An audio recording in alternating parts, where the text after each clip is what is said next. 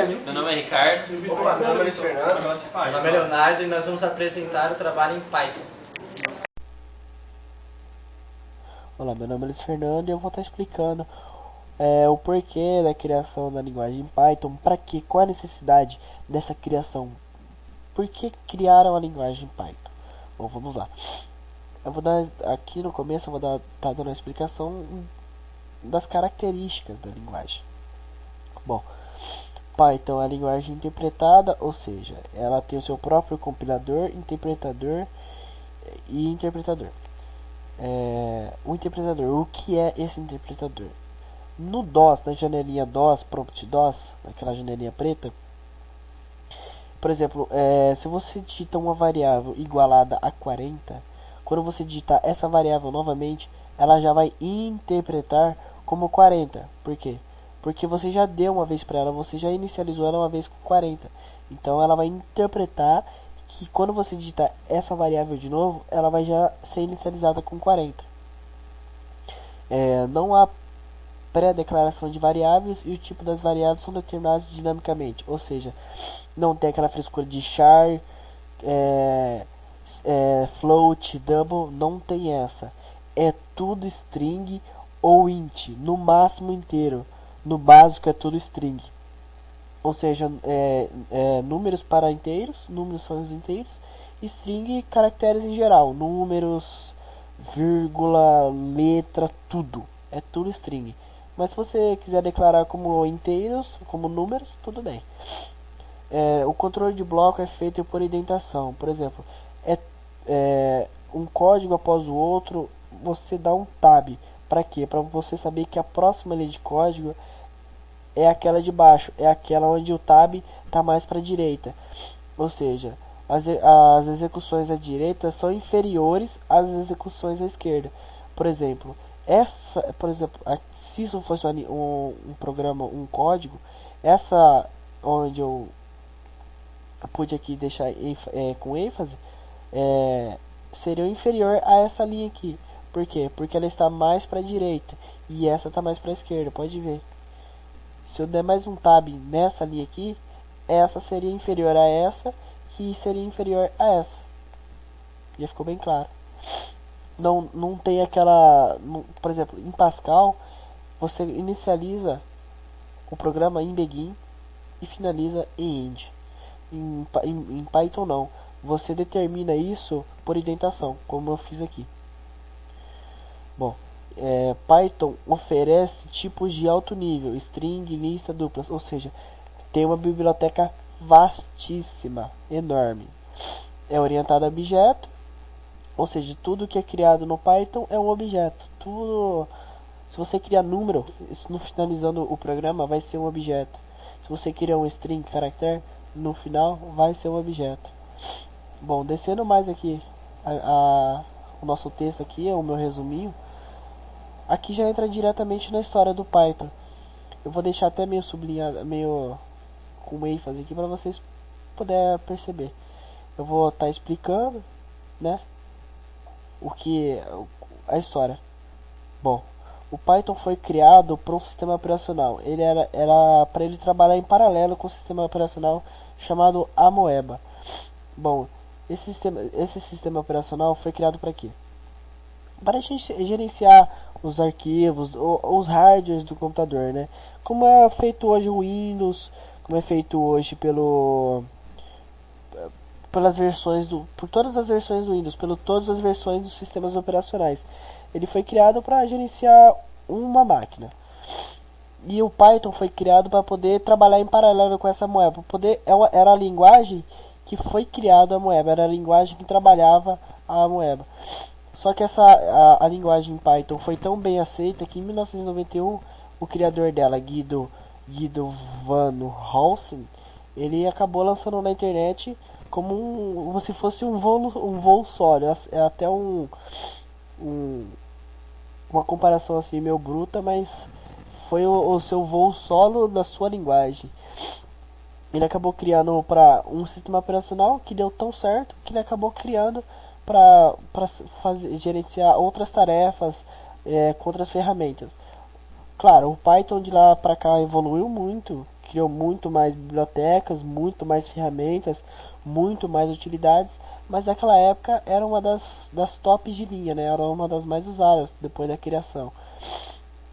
Bom, aí foi a minha explicação. Eu espero que vocês tenham gostado e valeu, obrigado. Opa, aqui é o Leonardo. Eu vou começar apresentando o nosso programa. Aqui na primeira linha temos um vetor sendo declarado com tamanho vazio, para que o usuário informe o tamanho dele. Lembrando que na linguagem Python não temos as tipagens como inteiro, float, etc. A linguagem é de tipagem dinâmica. Seguindo, temos uma mensagem informando a quantidade,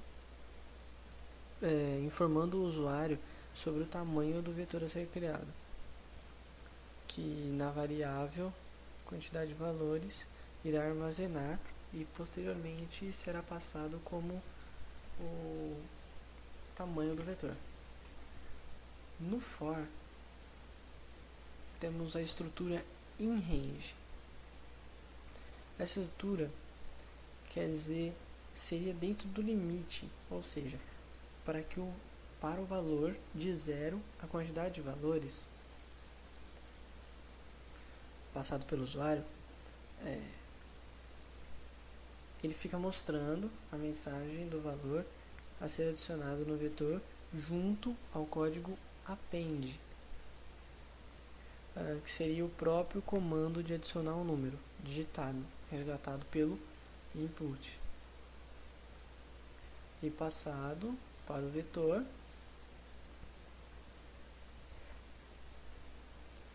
assim preenchendo o vetor. É isso aí. Opa, aqui quem tá falando é o Ricardo. Vou estar explicando a parte do código que é sobre a ordenação desenvolvida em linguagem Python.